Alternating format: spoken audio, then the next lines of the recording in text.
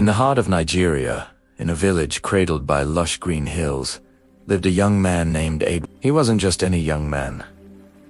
He was born with a fire in his belly and a mind as sharp as a finely honed blade. While other boys played under the baobab trees, Aidwale dreamed of cities paved with gold and opportunities that stretched as far as the eye could see. He saw the struggle in his family's eyes, the weariness in his father's hands, and the quiet sacrifices of his mother. He vowed to himself that one day he would change their world. He would return not just as a man, but as a king. So, with nothing but the clothes on his back and a heart full of hope, Aidwale left his village. He journeyed to the bustling city of Lagos, a place where dreams were either forged in steel or crushed into dust. The city was a whirlwind of noise, ambition, and relentless energy. Aidwale started with the humblest of jobs, sweeping floors and carrying heavy loads.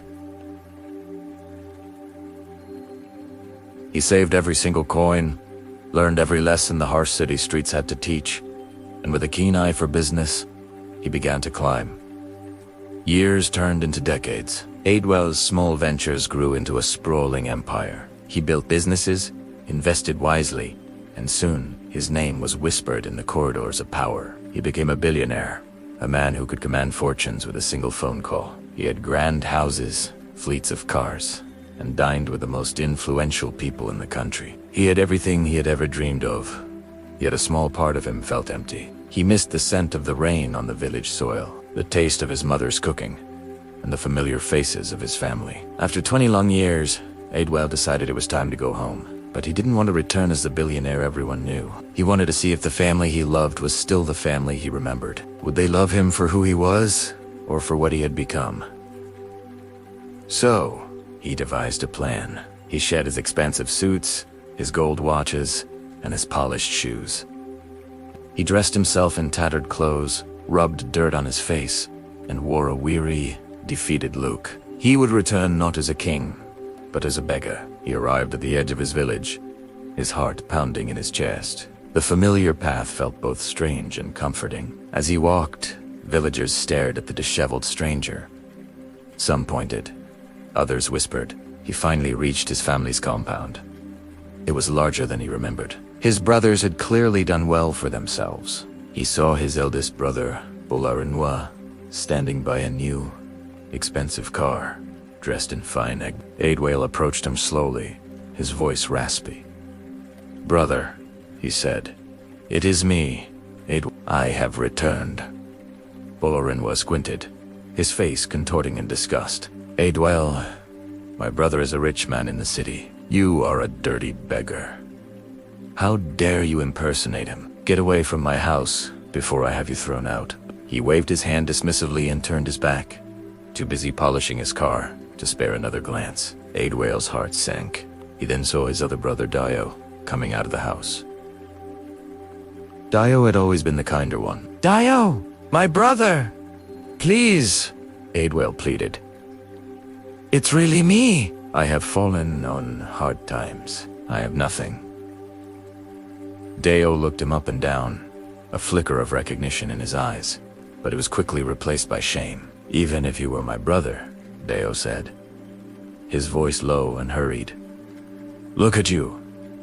You would bring disgrace upon this family. We have a reputation to maintain. Go, and do not come back looking like this." He quickly walked away, avoiding Aidwale's gaze. Tears welled up in Aidwale's eyes. He felt a pain sharper than any hunger he had ever known. He stumbled away from his brother's grand homes and made his way to a small, modest hut at the edge of the compound.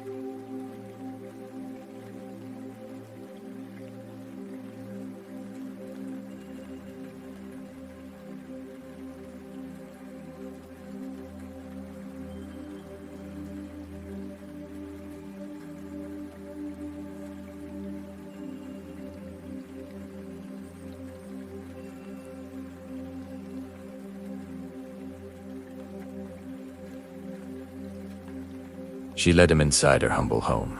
There wasn't much, but it was clean and filled with love. She sat him down, gave him a bowl of water to wash his hands and face, and immediately went to the cooking pot. "It's not much," she said, "but you must share what we have." She served him a warm plate of pounded yam and agusi soup, the best meal she could offer. As he ate, she sat with him, asking about his journey, her eyes filled with genuine concern and love. Her husband came in from the farm and, without a moment's hesitation, greeted Adewale with a warm embrace, welcoming him as a brother.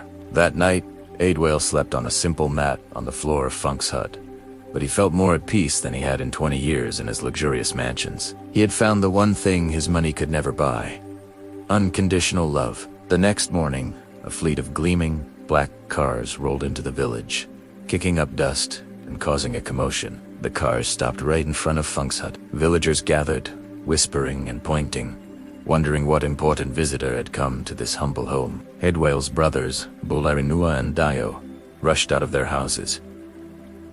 Their curiosity piqued. The car door opened, and a man in a sharp suit stepped out, holding the door for Adewale. But this was not the beggar from yesterday. This was Adewale, bathed, clean-shaven, and dressed in the most magnificent, embroidered robes they had ever seen. He looked every bit the king he had vowed to become. A silence fell over the crowd. Bolarinua and Dio stared, their jaws dropping in disbelief. They rushed forward, their faces a mixture of shock and dawning horror. "Adewale, brother, it really is you," Bolarinua stammered, his voice filled with a fake, booming warmth. "We were just joking yesterday. A test of your humility." "Of course, we knew it was you," Dio chimed in. "Yes, brother. Welcome home. Why are you in this poor hut? Come to our house. You're real home." Adewale looked at them, his expression calm, but his eyes cold as stone. "Home?" he asked, his voice resonating with power. "My home is where I am loved, not where my wealth is coveted. Yesterday, I came to you as a brother in need, and you threw me away like trash. You were ashamed of me." He then turned to Funk, who stood by her door, looking utterly bewildered. He walked to her, his face softening into a warm, loving smile. He took her hands in his. "My dear sister," he said, his voice thick with emotion. "You, who have so little, gave me everything. You gave me your food, your home, and your heart, without asking for anything in return. You saw a brother, not a beggar." He turned back to the crowd, his voice ringing out for all to hear. "From this day forward, my sister Funk and her family will want for nothing. I will build her the finest house in this village. Her children will have the best education. Everything I have is hers, because she has proven that the greatest wealth is not in gold or in land, but in a heart that loves without condition." The villagers murmured in agreement, their respect for Funk soaring while their disdain for her brothers grew. Bolarinua and Dio stood frozen, their faces pale with shame and regret.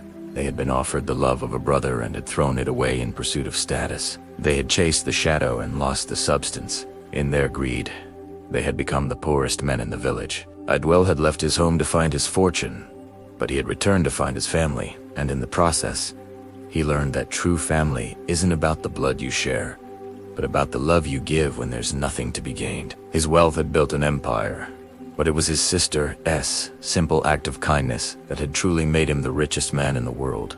Thank you for watching. If this story touched your heart, please like, share, and subscribe for more tales that teach us about what truly matters in life. See you in the next video.